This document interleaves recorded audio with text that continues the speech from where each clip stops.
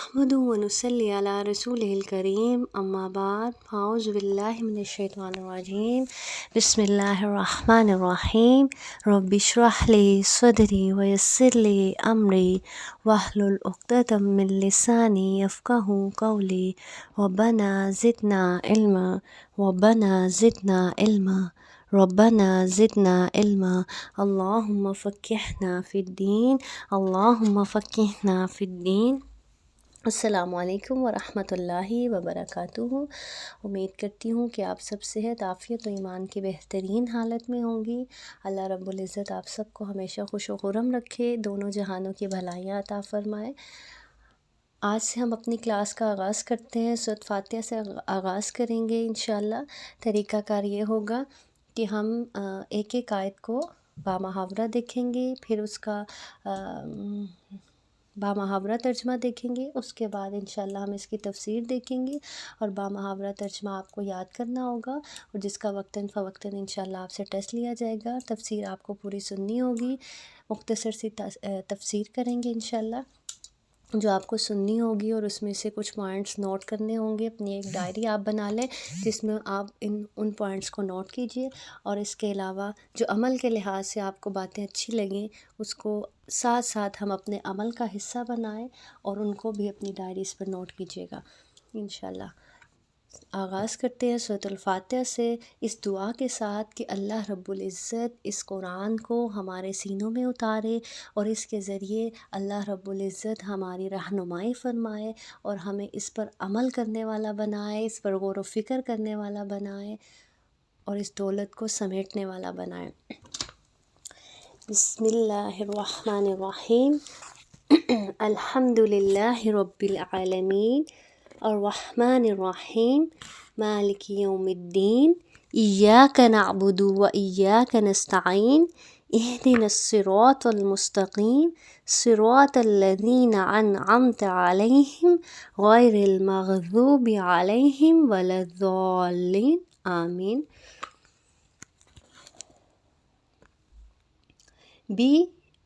شروع سے اسمی نام اللہ کے، الرحمن جو بڑا مہربان، الرحیم نہایت رحم والا ہے، الحمد سب تعریفیں، للہ اللہ ہی کے لیے ہیں، رب ہے، رب العالمین جو رب ہے عالمین تمام جہانوں کا، الرحمن بے حد مہربان، الرحیم نہایت رحم کرنے والا، مالک ہے یوم الدین دن کے بدلے کا، ایاک صرف تیری ہی، نعبد ہم عبادت کرتے ہیں، اور ایاک صرف تجھ ہی سے، نستعین ہم مدد چاہتے ہیں، اہدنا ہمیں بتلا، ہمیں دکھا، صراط راستہ، المستقیم سیدھا، صراط راستہ، الذین ان لوگوں کا، انعمت انعام کیا تو نے، علیہم ان پر، غیری نہ کہ، المغضوبی جن پر غضب ناک ہوا، علیہم ان پر، ولا اور نہ، الضالین وہ جو گمراہ ہوئے۔ یہ تھا لفظی ترجمہ۔ اب ہم سورۃ الفاتحہ کو دیکھتے ہیں۔ اعوذ باللہ من الشیطان الرجیم بسم اللہ الرحمن الرحیم۔ قرآن میں اللہ رب العزت فرماتے ہیں سورۃ النحل میں، فَإِذَا قَرَأْتَ الْقُرْآنَ فَاسْتَعِذْ بِاللَّهِ مِنَ الشَّيْطَانِ الرَّجِيمِ کہ جب تم قرآن کریم پڑھنے لگو تو اللہ کی جناب میں شیطان مردود سے پناہ مانگو، یعنی قرآن پڑھنے سے پہلے اعوذ باللہ من الشیطان الرجیم پڑھ لیا کرو، اپنے رب کی پناہ میں آ جایا کرو۔ کیونکہ شیطان نہیں چاہتا کہ اس کلام کے ذریعے آپ اپنے رب کے قریب ہو جائیں، تو وہ ضرور اپنا حصہ ڈالنے کی کوشش کرے گا۔ اس لیے اس کو کھولنے سے پہلے، اس کو پڑھنے سے پہلے، اس کو سمجھنے سے پہلے اپنے رب کی پناہ میں آ جاؤ، کس سے؟ شیطان مردود سے۔ پھر اس کے بعد بسم اللہ الرحمن الرحیم، شروع اللہ کے نام سے جو بڑا مہربان نہایت رحم کرنے والا ہے۔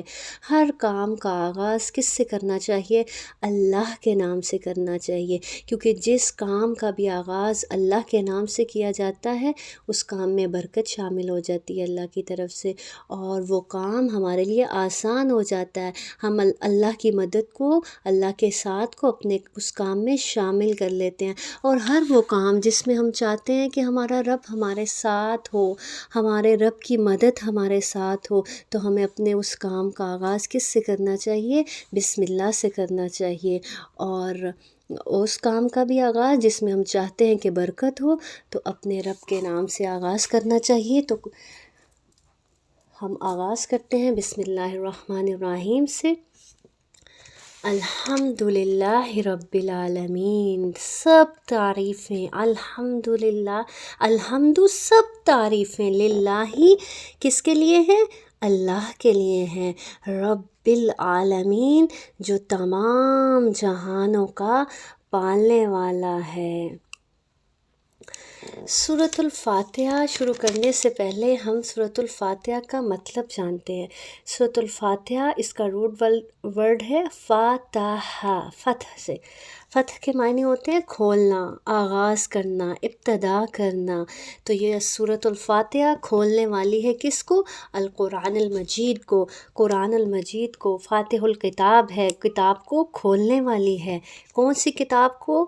اس قرآن مجید کو، جو اللہ کی طرف سے میرے اور آپ کے لیے ایک خوبصورت تحفہ ہے۔ اس کتاب کو کھولنے والی ہے یہ۔ اس سورت کے اور بھی بہت سے نام ہیں۔ القرآن، اس کو قرآن کی ماں کہا جاتا ہے۔ السبع المثانی، بار بار دہرائی جانے والی ہے، یہ بار بار دہرائی جانے والی سورت۔ ہر نماز کی ہر رکعت میں سورۃ الفاتحہ پڑھی جاتی ہے، یعنی بار بار دہرائی جانے والی۔ اور اس کے علاوہ اس کا نام ایک کیا ہے؟ الصلاۃ، کیونکہ یہ نماز ہے، اس کے بغیر نماز نہیں ہوتی، اس لیے اس کا ایک نام کیا ہے؟ الصلاۃ۔ اور سبع المثانی، بار بار دہرائی جانے والی۔ کتنی بار دہراتے ہیں؟ دیکھیں 17 تو فرض ہے نا جو سارا دن میں ہم پڑھتے ہیں، 17 فرض اور 2 فجر کی سنتیں جو کسی بھی صورت آپ سفر میں بھی ان کو چھوڑ نہیں سکتے، اس میں بھی یہ پڑھی جاتی ہے۔ اس کے علاوہ 12 سنتیں سارے دن میں جو ہم فرض کے علاوہ پڑھتے ہیں، جس کے بارے میں حدیث میں بھی آتا ہے کہ جس نے دن میں 12 سنتیں ادا کی تو اس کے لیے جنت میں ایک گھر کی کیا ہے؟ خوشخبری ہے۔ تو یہ سورت کون سی سورت ہے؟ جو بار بار دہرائی جانے والی ہے، جس کے بغیر نماز نہیں ہوتی۔ القرآن العظیم ہے، الشفا ہے یہ سورت، اس میں شفا ہے، الرقیہ ہے، دم ہے، اس کے ذریعے کیا کیا جاتا ہے؟ دم کیا جاتا ہے۔ اس سورت کے دوسری صورتوں کے مقابلے میں بہت سے نام ہیں۔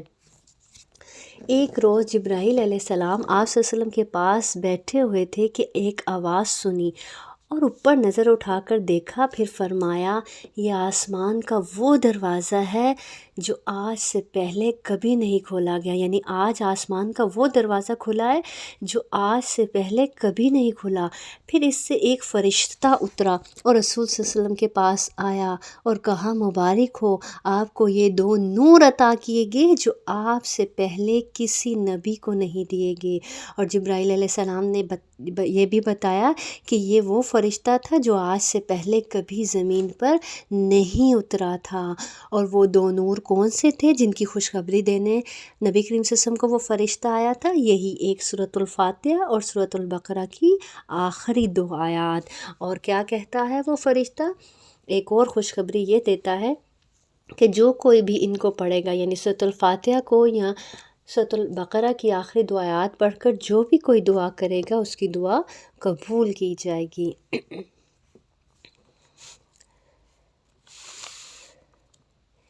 اسی طرح امام کے پیچھے بھی، جیسے آپ دوسری کوئی سورت نہیں پڑھ سکتے لیکن سورۃ الفاتحہ امام کے پیچھے بھی پڑھی جائے گی۔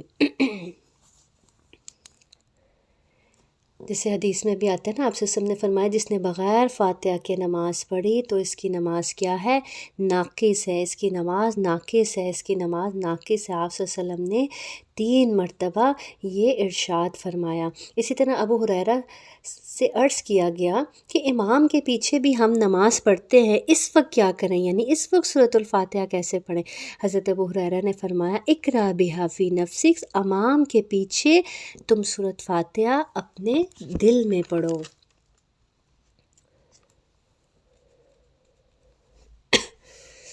تو آغاز کرتے ہیں سورۃ الفاتحہ کا۔ الحمدللہ رب العالمین، سب تعریف کس کے لیے؟ اللہ کے لیے، جو تمام جہانوں کا پالنے والا ہے۔ ہم کس کو کہتے ہیں؟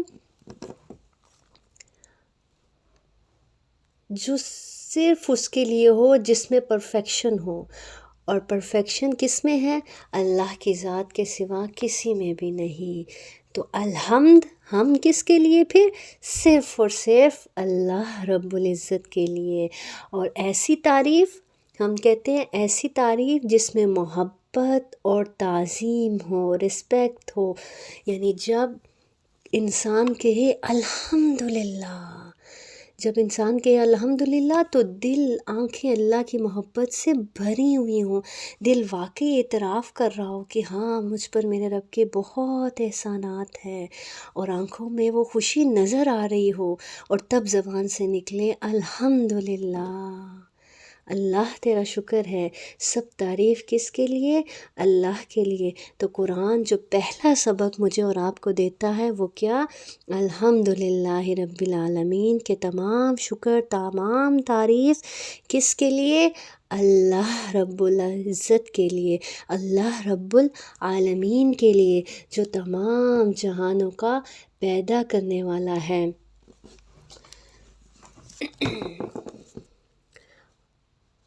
پھر دیکھیں، رب کہتے ہیں خالق، مالک، مدبر۔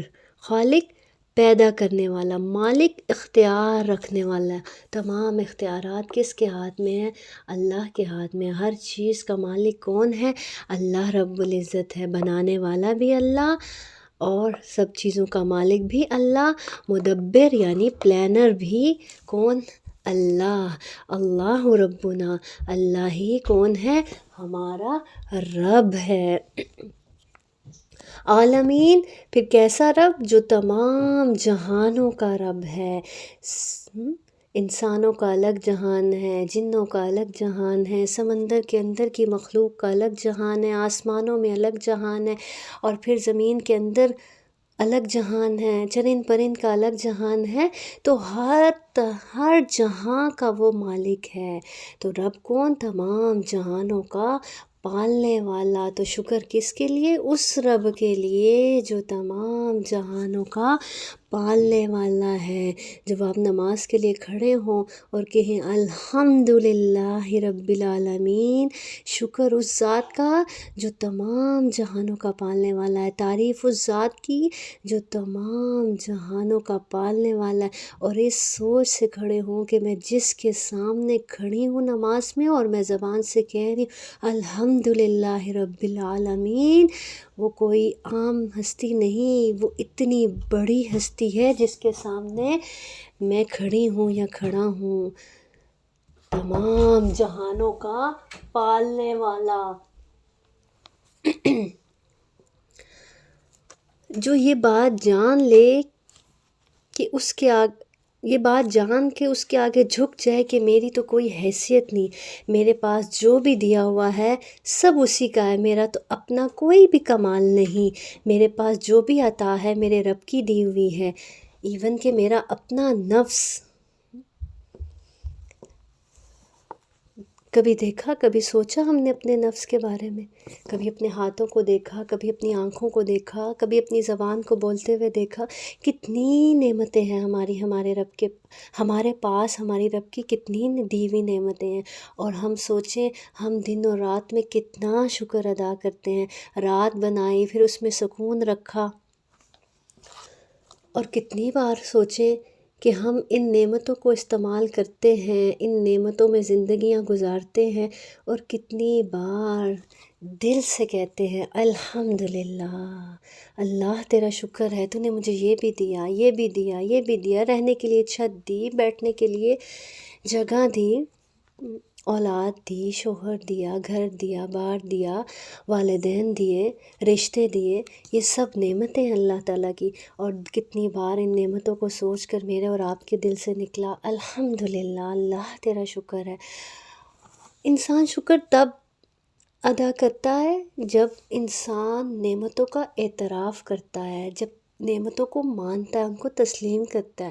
ہم نعمتوں کو نعمتیں سمجھتے ہی نہیں اللہ کی دی ہوئی، تو اس لیے ہم اللہ کا اس طرح سے شکر بھی ادا نہیں کرتے۔ آپ اور میں جب ایک نوالا اٹھا کر منہ میں ڈالنے لگیں تو ہم اس نوالے کے پیچھے ایفرٹس دیکھیں کتنی ہوتی ہیں۔ اس نوالے کے اندر جتنی چیزیں استعمال ہوئی ہیں، ان چیزوں کو میرے گھر تک پہنچنے میں کتنی محنت لگی، کتنی مشقت لگی، اور میرے رب نے وہ تمام چیزیں میرے گھر تک پہنچائی، اور میں نے وہ کھانا بنایا، اور اب میں وہ نوالا منہ میں ڈالنے لگی۔ تو سوچیں، اگر اس میں نوالا جب ہم منہ میں ڈالنے لگتے ہیں ہلکا سا نمک کم ہو، یا آپ کے گھر میں صرف نمک نہیں اور آپ ہنڈیاں بنانے کے لیے بیٹھ جائیں، تو کیا وہ سالن آپ کے اندر جائے گا؟ کیا وہ نوالا آپ کے اندر اترے گا؟ نہیں۔ تو کتنی بار وہ ایک نوالا ڈالتے ہوئے میں نے کہا الحمدللہ، اللہ تیرا شکر ہے۔ تو آج سے پہلی چیز جو اس سبق سے، اس قرآن سے، اس سورت سے ہم نے سیکھی، وہ کیا کہ ہم نے دل سے اللہ کی نعمتوں کا اعتراف کرنا ہے، اور پھر اس کا دل سے شکر ادا کرنا ہے۔ سب سے پہلی چیز کہ اعتراف، اور پھر شکر۔ اور پھر شکر ہی وہ چیز ہے کہ جو انسان کو یہ سوچ دیتا ہے، جب انسان دیکھتا ہے اپنے آس پاس اپنے رب کا شکر گزار بندہ بنتا ہے، تو پھر انسان سوچتا ہے کہ واقعی میرا رب تو عطا ہی عطا اور میں خطا ہی خطا، میرا رب تو میرے لیے اتنا کچھ کرتا ہے، میں کیا کرتی اس کے لیے، میں نے کیا کیا آج تک۔ اور یہی احساس پھر انسان کو اللہ کے آگے جھکا دیتا ہے۔ تو آج سے ہر نعمت پر دل سے اللہ کا شکر ادا کرنا ہے۔ الرحمن الرحیم، بڑا مہربان، نہایت رحم کرنے والا ہے۔ الرحمن سب کے لیے رحمان ہے، کہ دیکھیں دن اور رات میں ہم کتنی غلطیاں کرتے ہیں، کتنی کوتاہیاں کرتے ہیں، کتنے اللہ کے حق میں کمیاں کرتے ہیں، کتنے لوگوں کے حقوق میں کمی کر جاتے ہیں، لیکن اس کے باوجود دیکھیں ہمارا رب ہمارے سر سے چھت نہیں چھینتا، اس کے باوجود ہمارا رب ہمارا رزق بند نہیں کرتا۔ تو یہ کس وجہ سے؟ کہ وہ رحمان ہے، بڑا مہربان ہے، درگزر کرتا ہے۔ الرحیم، نہایت رحم کرنے والا۔ رحیم ہمیشہ کی رحمت، رحیم میں ہمیشہ کی رحمت پائی جاتی ہے۔ اور یہ رحمت کس کے لیے ہے؟ رحیم کس کے لیے؟ رحمان تو وہ سب کے لیے، سب کے لیے رحمان ہے، لیکن رحیم اپنے خاص بندوں کے لیے، اپنے فرما بردار بندوں کے لیے۔ تو اللہ کی رحمت کے 100 حصے ہیں، ایک حصہ دنیا کے لیے اور باقی 99 آخرت کے لیے، آخرت میں آخرت کے ماننے والوں کے لیے رکھے گئے۔ تو رحیم آخرت میں اور اپنے خاص بندوں پر۔ مالک یوم الدین، مالک ہے روز جزا کے دن کا، قیامت کے دن کا، بدلے کے دن کا مالک ہے۔ جس کو یہ بات یاد رہے کہ وہ رب اس دنیا میں بھی تمام اختیارات رکھتا ہے اور آخرت میں بھی وہ ہر چیز کا مالک ہوگا، جزا سزا کا بھی وہی مالک ہے، پھر ہو نہیں سکتا کہ اس انسان سے کوئی غلطی سرزد ہو۔ تو ہمیں ہر وقت اس بات کو یاد رکھنا ہے کہ مالک یوم الدین، وہ جزا سزا کے دن کا مالک ہے۔ ہر عمل جو میں اور آپ اس دنیا میں کرتے ہیں اس کا وہاں وہ بدلہ دے گا، وہ بدلے کے دن کا مالک ہے۔ ایاک نعبد و ایاک نستعین، ہم صرف تیری ہی عبادت کرتے ہیں اور صرف تجھ ہی سے مدد مانگتے ہیں۔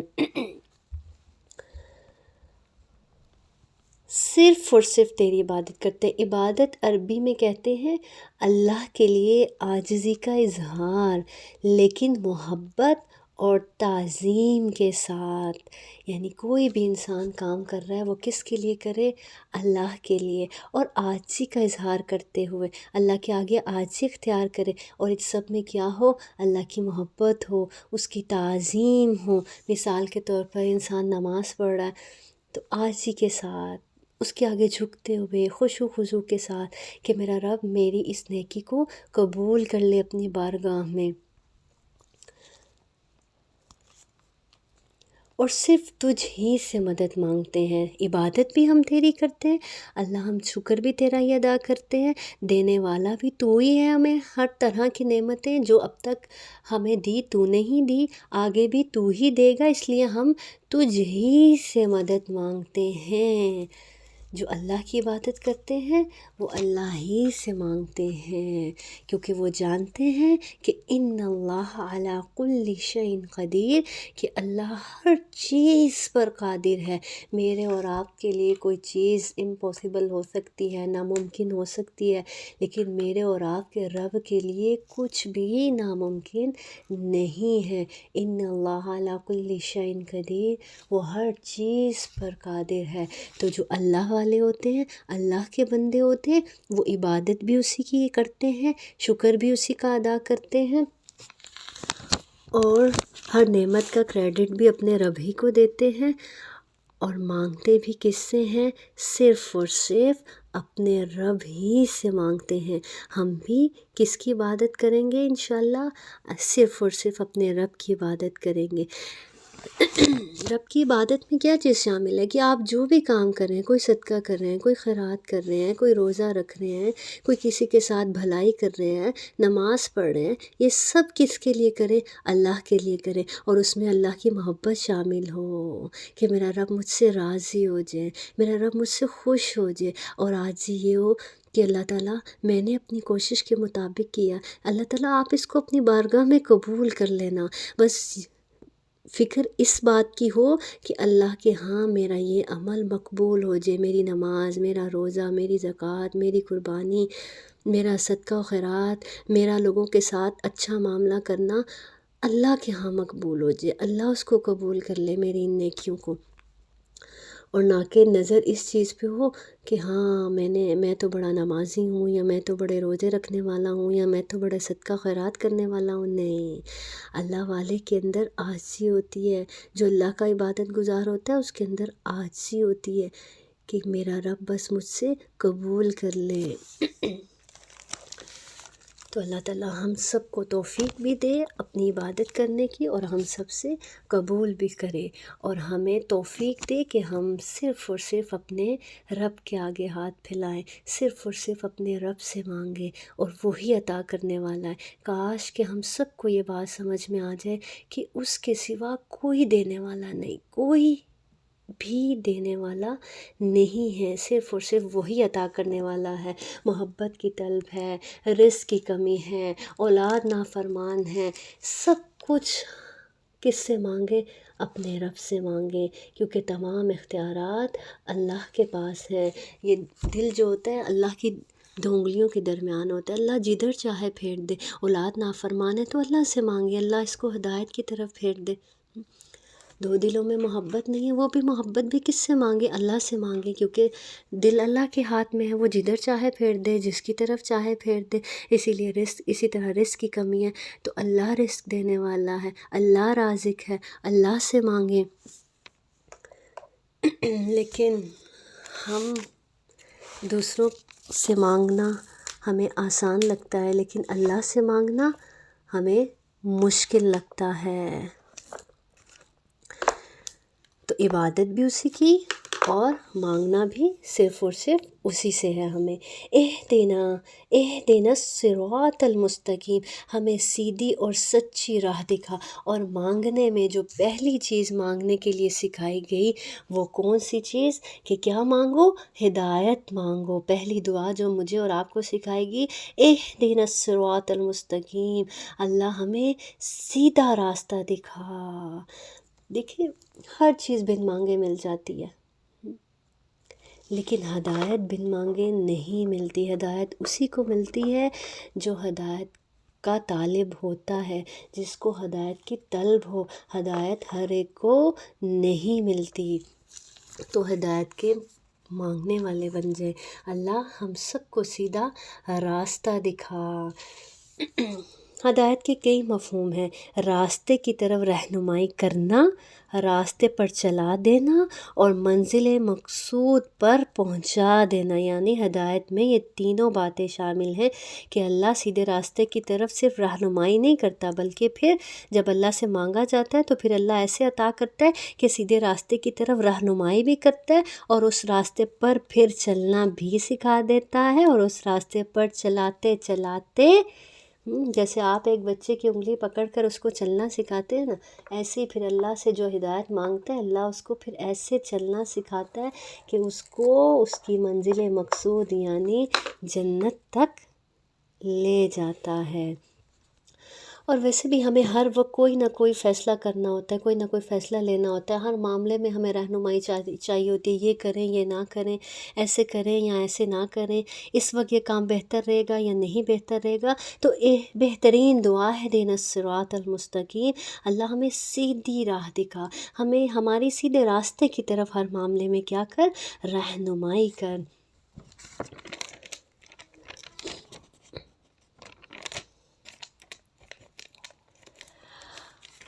اچھا یہ پچھلی آیت کی طرف دیکھیں، ہم تو تیری ہی عبادت کرتے ہیں اور صرف تجھ ہی سے مانگتے ہیں۔ دیکھیں ہر نماز میں ہم کہتے ہیں اہدنا الصراط ایاک نعبد و ایاک نستعین، اللہ ہم صرف تیری عبادت کرتے ہیں اور صرف تجھ ہی سے مانگتے ہیں۔ اور سلام پھیرتے ہی ہمارے ذہنوں میں آ رہا ہوتا ہے اچھا فلاں کو کون ملائیں، اپنے اس مسئلے کے لیے کس کے پاس جائیں، کون یہ مسئلہ حل کر سکتا ہے۔ اور نماز میں ہم مانگ رہے ہوتے ہیں ایاک نعبد و ایاک نستعین، اللہ ہم صرف تجھ ہی سے مدد مانگتے ہیں۔ تو جب اس سے مدد مانگتے ہیں پھر اس ذات پر بھروسہ بھی رکھیں، یقین سے مانگیں اس سے کہ وہ واقعی عطا کرنے والا ہے۔